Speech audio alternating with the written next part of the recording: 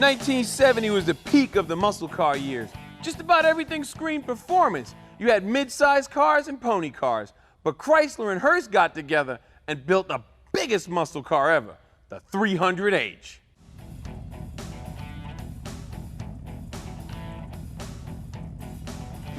In 1955, Chrysler debuted a car that at the time would be considered the most powerful production car in the world.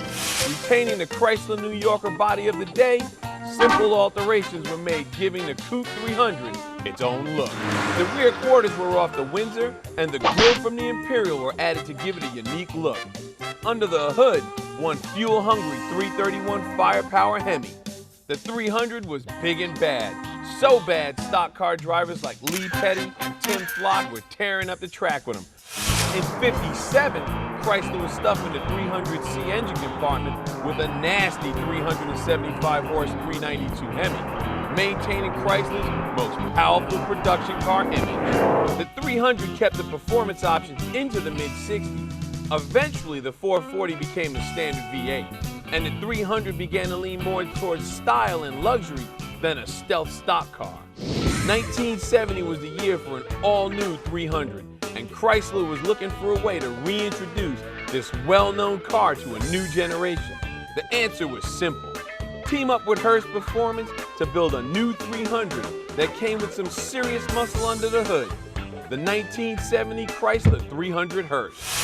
Battleship, land yacht, or ghetto sled, maybe some of the phrases that come to mind, but be careful what you think, because this ain't exactly your grandfather's town car. It's a barge on steroids. Like all the Hurst white and gold schemes, it was simple.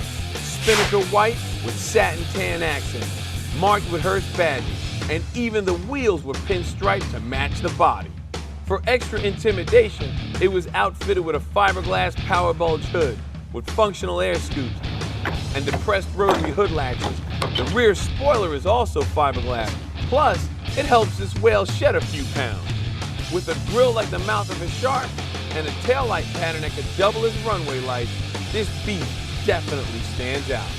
Exactly 1 inch longer than a Ford Excursion, it takes a lot of force to move this thing. 440 cubic inch TNT V8 under the hood makes it happen. 375 horse, 460 foot-pounds of torque, passed through a torque flight transmission, and a posi rear end make this 4,100-pound monster run a surprising 0-60 time in 7.1 seconds. Taking a hard curve or coming to a quick stop, well, that's a whole nother issue. The interior was nothing short of luxury for the day.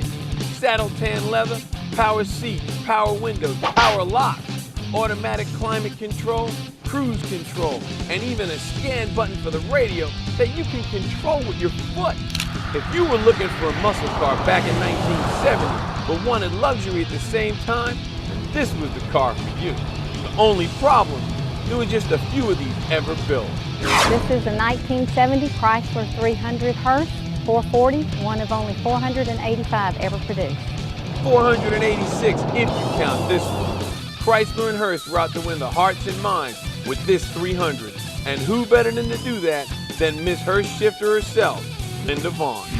This car is part of the Dudley collection, and Karen is one of the few drivers that's allowed to really open this thing up. Her drag and road course racing experience comes in pretty handy when making this aircraft carrier fly. If you see this thing coming, it may be a good idea to get out of the way. Not only is it fast, but it takes up the whole road.